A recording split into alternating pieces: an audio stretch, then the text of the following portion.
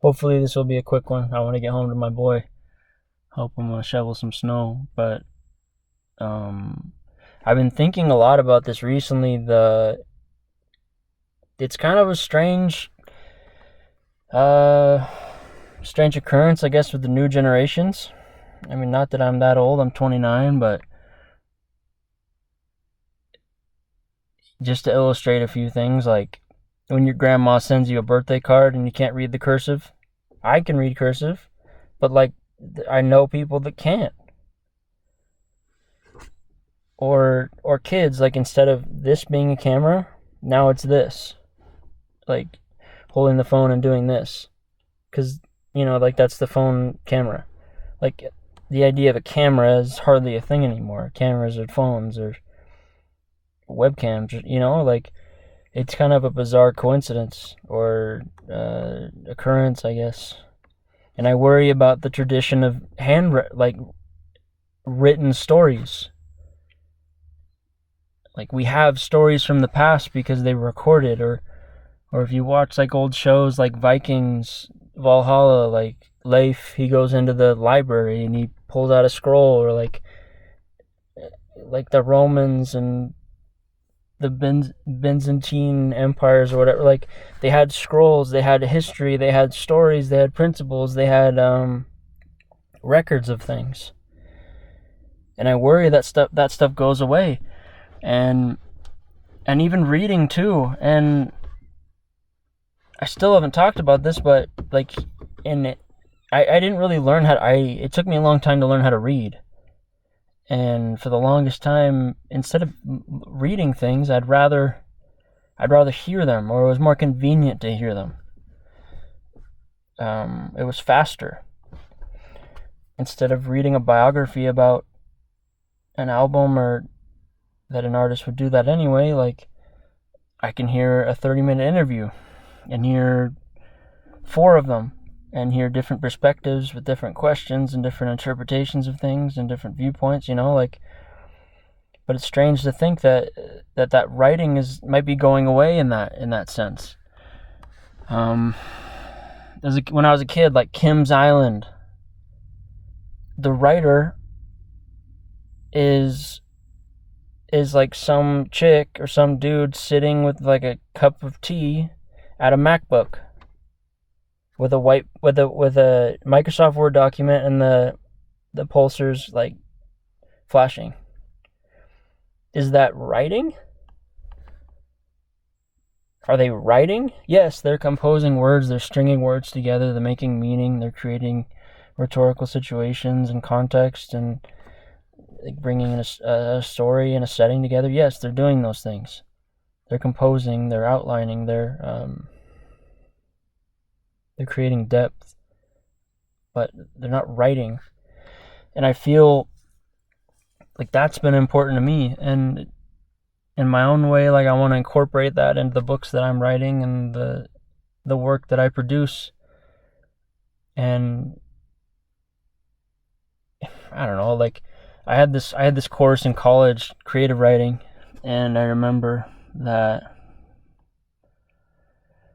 my professor wanted us to go out, and he wanted us to, I think it was to type. Well, the whole point was not to have your phone and just go out and write for a little bit, but what I remember is that I asked him if I could handwrite it, and he laughed a little, like he chuckled. He's like, "You handwrite things? Like that's dumb. Like I understand that it's a loss of efficiency. Like it's inefficient to write something, have a manuscript later, reread it, and transcribe it into a Word document. That I get that. But there's something about the spirit of sitting there and seeing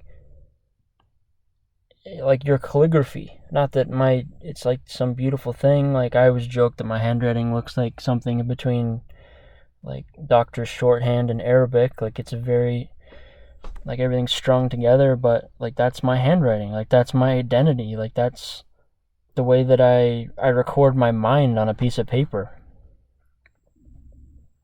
You know? So yeah, like I put my handwriting down. I put my stories down. My journals are in notebooks and shoeboxes, and I don't know, I'll get like a trunk or whatever one day. Like, I want my kids to have my writing. And who knows, maybe that won't even be a thing. Maybe they'll be watching these or reading my articles on Substack or something. Who knows what will be. They'll be buried in the Microsoft storage databases under the ocean, or the future, whatever that means. But the tradition of handwriting and the tradition of reading, like seeing words and having the mental capacity to sit down and imagine a page and a half without like following your thoughts somewhere. You know? I never really cared for reading until I like finished my bachelor's degree, and it was like 2 or 3 months later, and I'm like, wow, I actually really like this. I like sitting here and just reading this book. Like, it's kind of fun. And I wish I had discovered that sooner in my life. And I guess like another way to vouch for that, as far as writing, handwriting, I find that when I write things first, handwritten, one, like I have my journal with me, like in my coat right here. I have my journal, or I have coats where I can just keep it, and can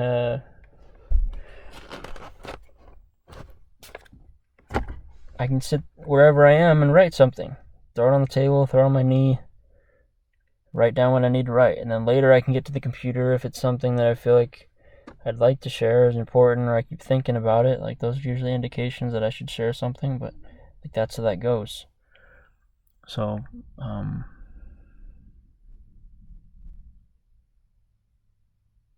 but in that time between the two, or like while I'm transcribing, while I'm putting my words into the computer and typing them out, I can think about what I'm trying to say because I have the benefit of hindsight.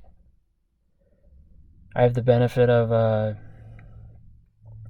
think I know what I was actually trying to say here. Like, I've kind of incubated on it, and I have a better way of explaining it, maybe.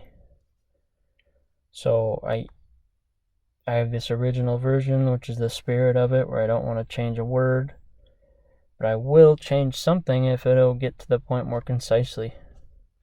So, and then obviously, like, the greater revisions, which hasn't really occurred in my life. I've always done things self-published, or if I do, then I'll have my own little versions, and there are books that I'm writing for myself. Maybe I'll share them. Really need to get out my poetry book because I've had it for almost a decade now, running. Really just need to put that thing in some self-publisher and just get it out to you guys, but maybe that's my work.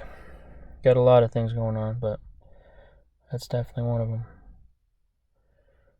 But my whole point was, the further revision. But I guess in conclusion, let's wrap it up. I appreciate handwriting. I appreciate things that are handwritten. I feel like I can see the spirit and like the character of people or individuals when you see that. Like, you see them in a weird way, or you're going to make that association. I'm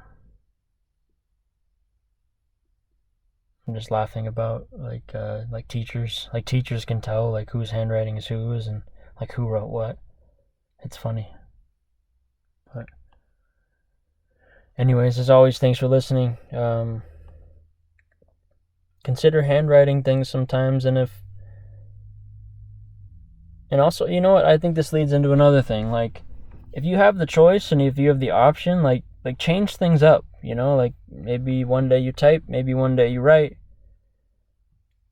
Please don't lose the handwritten thing, but like sometimes when I have my manuscript, or I'm like transcribing the writing to a manuscript, like sometimes I'll plug in like a wireless keyboard, or like I'll plug in a keyboard so that I have like a different feeling, or it's like a different experience or something fresh or new. or you guys to like emulate a typewriter. Like I used to have a typewriter. That's another thing that I did. I have a journal at home. Of course, I don't have it with me right now, but it's longer and thin. It's probably 3x12, 4x12. Like, just try different things and see what comes out. Like the experience doesn't have to be sterile and repetitive. Like it can be really interesting and insightful. So, kind of follow that and please share what you make. As far as like putting it in a journal somewhere, like I don't know, maybe you don't have to share anything while you're alive, or maybe you don't want people to see things at all, but at least like share them for yourself, like get them out so you don't forget. One thing that was really interesting for me was when I'd write my journals. I'd get to the end of it, like start a new one, like wait a week or two, and then I'd reread the whole thing, like the whole last one. And it was kind of an empowering experience because I'd be in there and I'd be complaining about this, or like how hard this was, or what I wished for my life, or whatever. But then I'd read it and laugh because, like, the thing that I was stressed about, like, I'd do it that day. I'm like, oh, why was I worried about that, Like, there's the things that just come, and the things that are completed in your life, and the things that stress you out. Like, it's cool to see how much you grow and change and adapt. And so, anyways, there's my rant about handwriting and reading. I hope that like, we can write, like, we know how to write, and we're like striving to spell well, and we can read. Like, how crazy would that be if you didn't have to read or write in your life? That'd be insane. I don't know, getting into some sci-fi dystopian stuff, but yeah, consider these things. And as always, thanks for watching. I appreciate you guys tuning in, those of you who are. I'm just trying to share my 2 cents and what I've figured out over the last decade and a half, writing and recording my thoughts and experiences. So do your thing. We'll see you next time.